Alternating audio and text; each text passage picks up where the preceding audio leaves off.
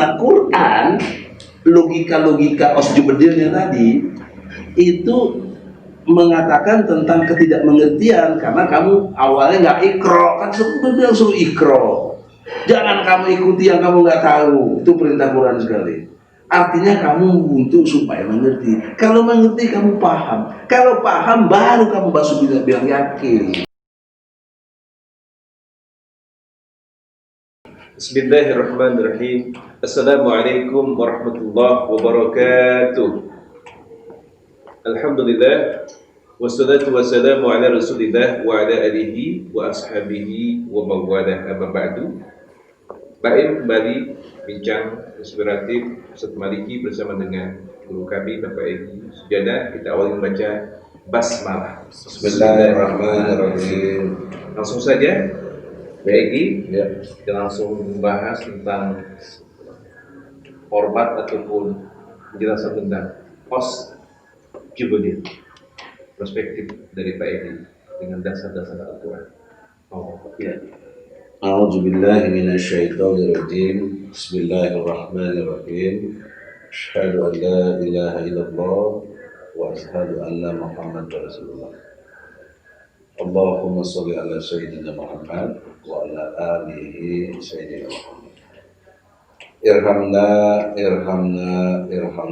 ya Dzal Jalali wal Ikram. Assalamualaikum warahmatullahi wabarakatuh.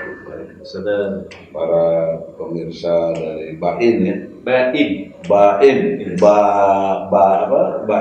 bincang inspiratif, Apa? bincang inspiratif, Bincang inspiratif Maliki. Maliki. Kiai ini. Amin gitu. Sekaligus dengan Facebook saya biasanya banyak netizennya juga. Yes. Follower, insyaallah alhamdulillah bersyukur kehadirat Allah dalam relatif kurang sebulan ini ada ribuan. Alhamdulillah. Itu ada orang yang punya Facebook udah dari 10 tahun lalu istilahnya ngikutnya aja 2000 itu sampai. Apa udah ribuan Pak? Ya udah kemarin bisa sampai ada 55.000 ya. Nah, dalam kesempatan ini saudara-saudara ya, saya memiliki dalam perspektif keilmuan ya, Baik. yaitu namanya teori Egi Sujana Master, ESM teori, namanya Osjubedil. Nah, Osjubedil itu singkatan dari objektif, sistematis, toleran, jujur, benar dan adil. Nah, dalam perspektif itulah kita bisa mengkaji apa saja yang berkait dengan satu situasional yang kita hadapi. Kondisi ya, apa aja. Mau coba Anda persoalan apa, lalu bedah persoalannya dengan Osjubedil. Nah, konteksnya objektivitas itu adalah tidak memihak. Objeknya apa, ya itu yang kita bahas. Jadi lawan katanya subjektif. Kalau subjektif itu cenderung menjadi menurut pendapat sendiri. Asumsi Pak. Asumsi atau dugaan. Kita bertolak belakang. Yang kedua, penjelasannya itu tahap demi tahap, sistematis. Jadi sistematis itu syarat mutlak bagi penjelasan intelektual yang bersifat ilmiah. Tidak boleh acak aduk, dari sini jiplak ke sana, ini ke sana, kemudian ngambil kesimpulannya sembarangan. Tidak bisa. Intelektual itu harus punya tahapan-tahapan yang jelas. Bisa dipertanggungjawabkan. Ya kalau skripsi atau tesis atau disertasi kan ada pendahuluan, bab 1, bab 2, bab 3, sampai kepada kesimpulan, ya, dan saran. Nah itu namanya sistematis. Kemudian toleran itu dimaknai dengan sikap yang berdasar kepada dua tadi, objektif dan sistematis. Kalau antum Maliki bisa menjelaskan sesuatu yang objektif sistematis, saya harus toleran kepada antum karena antum benar. Objektivitasnya dapat dipertanggungjawabkan. Ya, dan sistematisnya juga. Ya. Jadi saya harus ikut antum. Betul. Walaupun antum junior saya. Fair berarti. Nah, itu fair.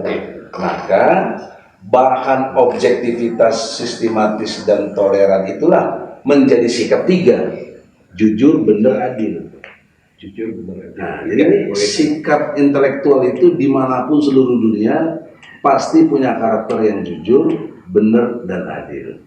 Maka logika terbaliknya jangan. Nah, iya gimana? Logika terbaliknya, kenapa ada orang nggak jujur? Kenapa ada orang nggak benar? Kenapa ada orang nggak adil?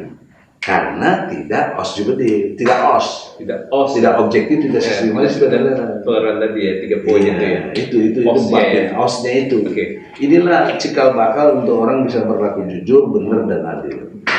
Nah, ke semua ini rangkuman saya dari Al-Quran, Masya Allah ya. Jadi misalnya surat 17:36 ya, itu menjelaskan dengan sangat jelas sebagai kaum muslimin kita nggak boleh ikut-ikutan. Jadi kita harus tahu apa yang kita kerjakan. Ada dasarnya. Ada dasarnya. Kemudian sejak awal Quran bicara tentang Iqra, baca. Perintah Iqra yang baca. Baca itu kan kekuatan dahsyat dari pengetahuan akan masuk itu lewat baca. Yang kedua mendengar, ya. Ketiga baru perasaan kita, hati, akal berpikir dan membanding-banding. Jadi osjubedil ini asli, basisnya dari Al-Quran. Oke. Sekarang teori osjubedil ini bisa untuk menjawab berbagai persoalan tadi saya katakan. Misalnya yang kerisauan saya sampai hari ini ya, Maliki. Risaunya itu Allah sudah perintah wala tafaruq. Jangan kamu pecah belah. Tapi faktanya umat Islam pecah belah juga. Nah, bagaimana osjubedil menjawab ini? Yes. Gitu, Itu kan mesti ada argumentasi yang argumentatif tentunya. Iya. Dasar. Nah, maka secara objektif, kita bahas objektivitas.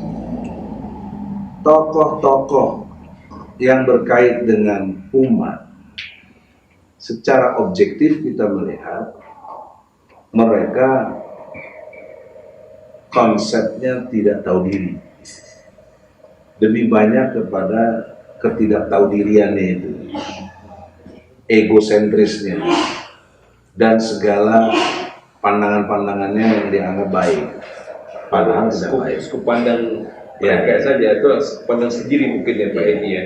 Karena itu mulai dari situ. Antum tokoh, Baik.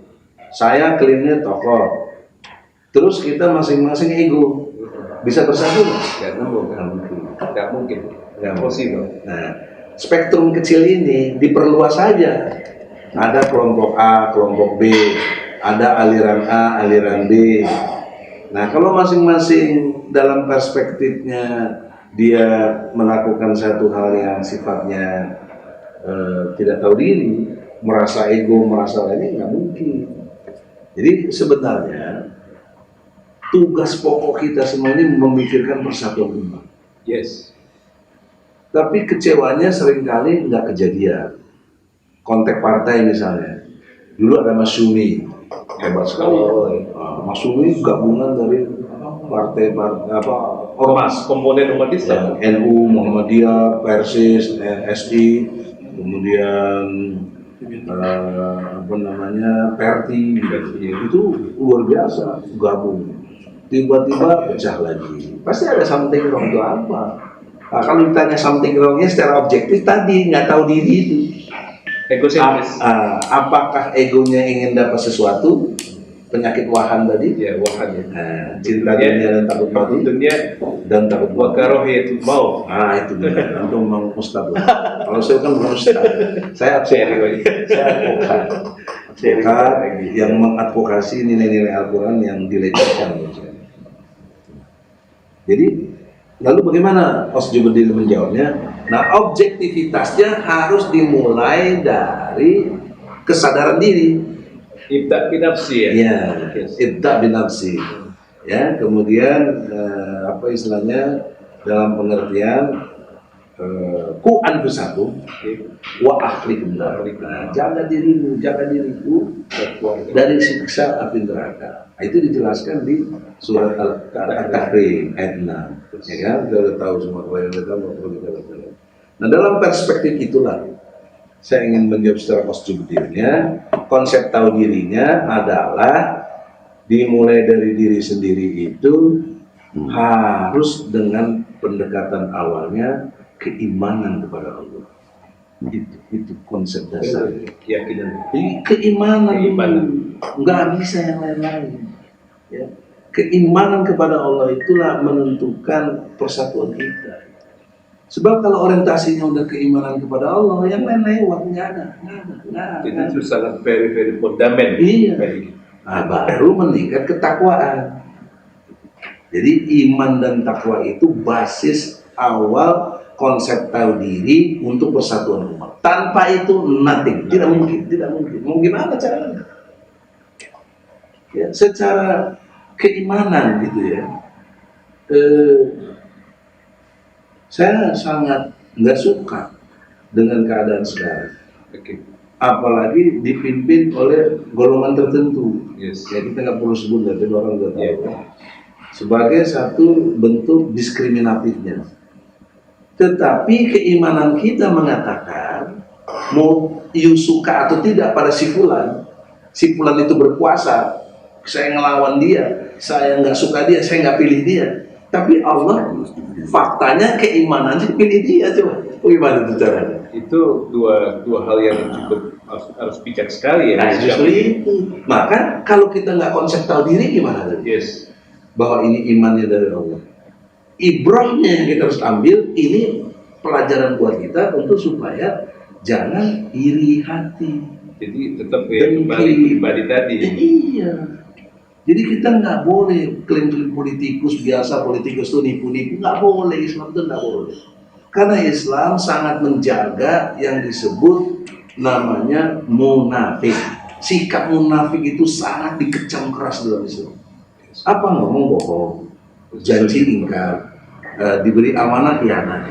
Coba bayangkan kalau itu yang terjadi, ya selalu. Dan itu ada pada diri pemimpin lagi. Bagaimana mau bersatu?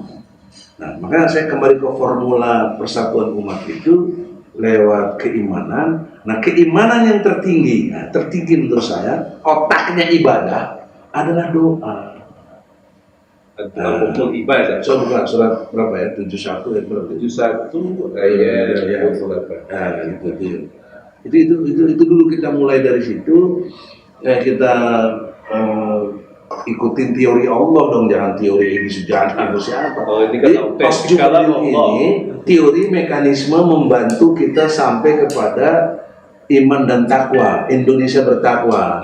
Sarananya melalui pendekatan Osjuddin gitu. Coba saya bacakan ayatnya. Bismillahirrahmanirrahim. Surat 71 ayat 28. Ya.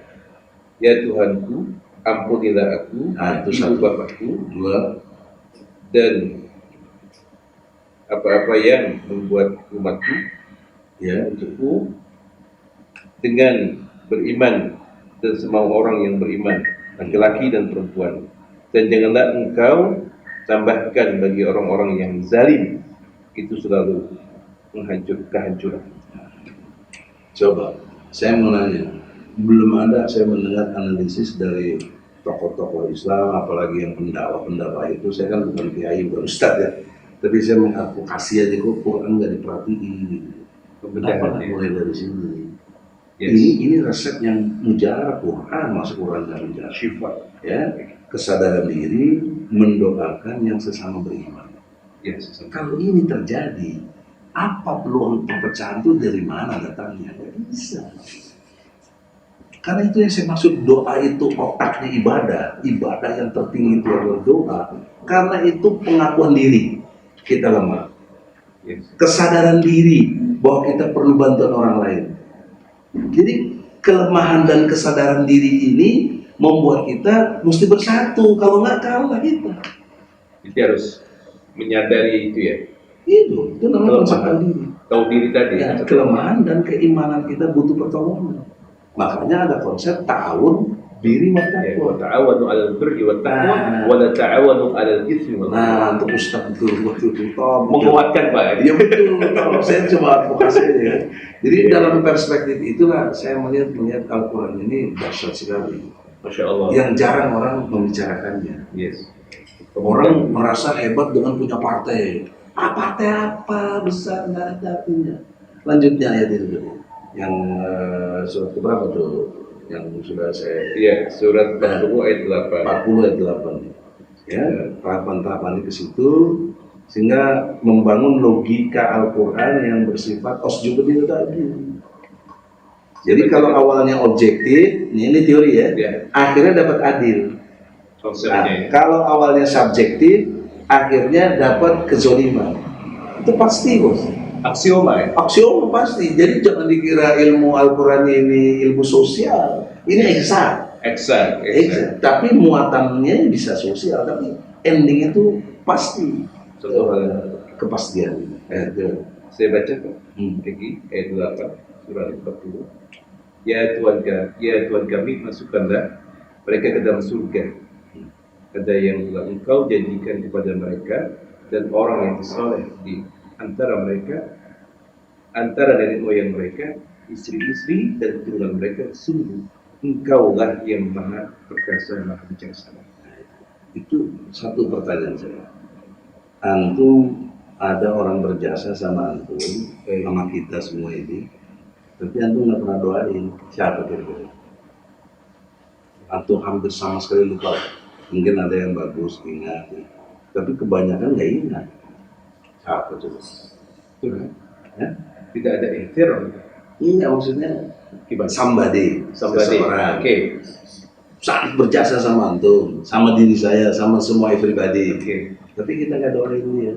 Padahal di situ harus mendoakan orang, bahkan orang yang masuk ke rumah kita.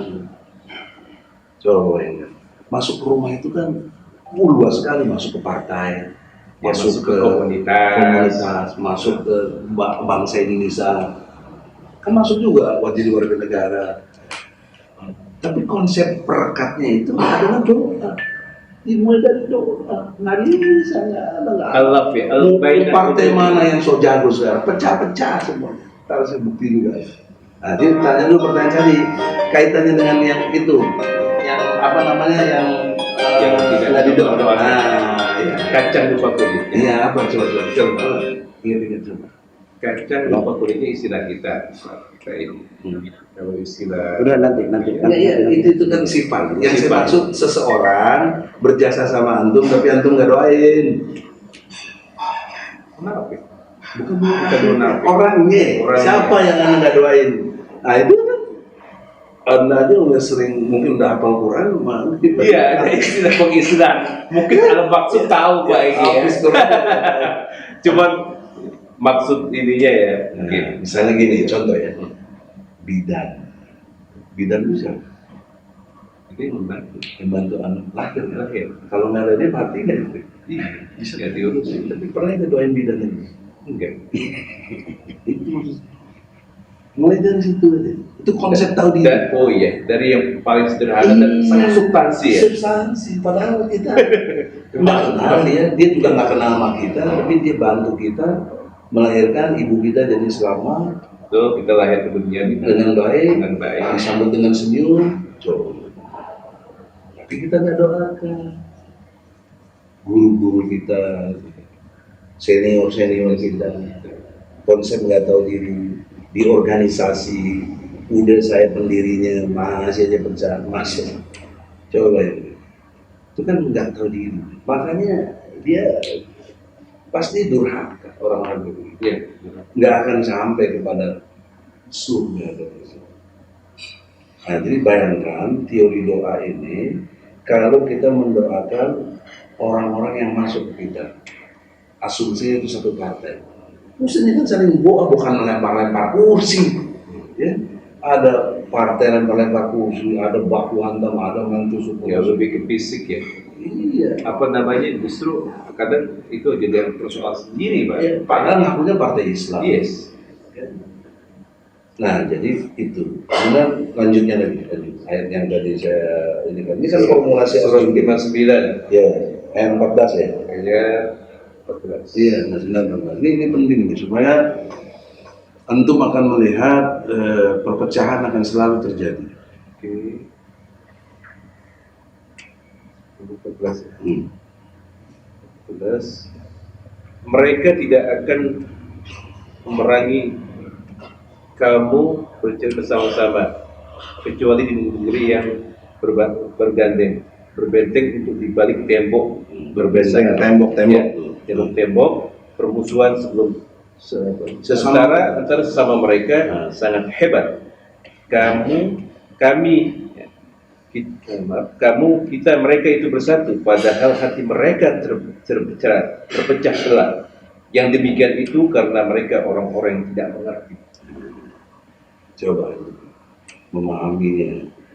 Saya kan bukan ustaz, saya cuma fokus dia. Fokus. Tidak mengerti itu awal dari tidak belajar. Proses Logika kan? Kalau belajar pasti ngerti. Ngerti. Kalau ngerti, maka kamu menjadi paham. Kalau paham, kamu bisa menjadi yakin. Sekarang saya tanya, kamu yakin sama Al-Quran? yakin. Bohong. Bohong. Kenapa saya berani bilang bohong? Karena kamu belum paham. Bukti tadi banyak saya nggak paham.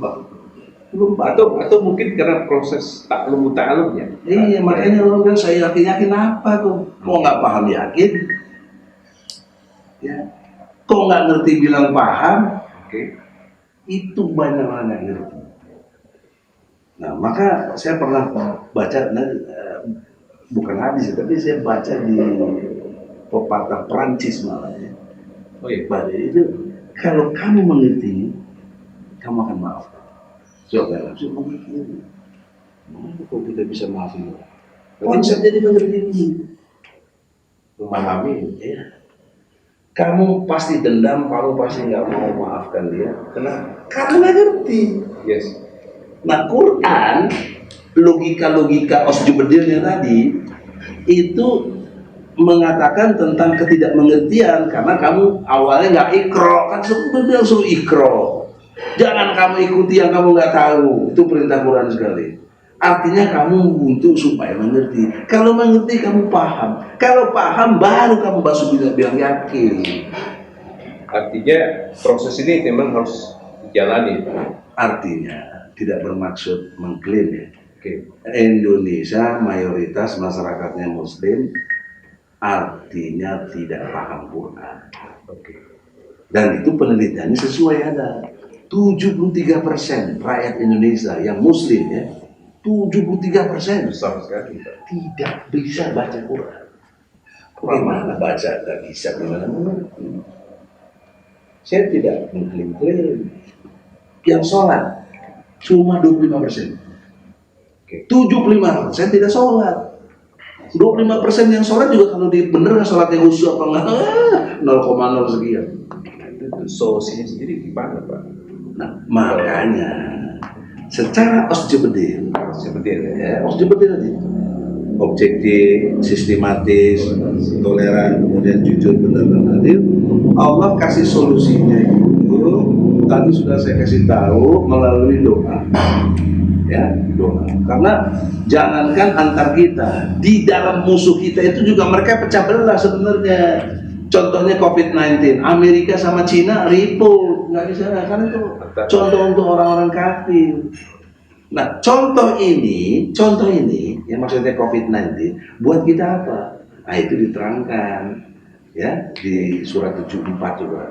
Nanti buka ayat 74, nggak di sini, nggak di sini langsung yang 74, ayatnya 30, 31. Jadi kita mengerti dari Al-Osjubedir begitu, sehingga nanti solusi yang kita dapatin insya Allah dahsyat ya. Karena kan panduannya kan jelas. Quran bukan mengikuti pendapat si fulan, kitab ini, kitab itu. Aduh, Quran 74 ayat berapa? 30, 31.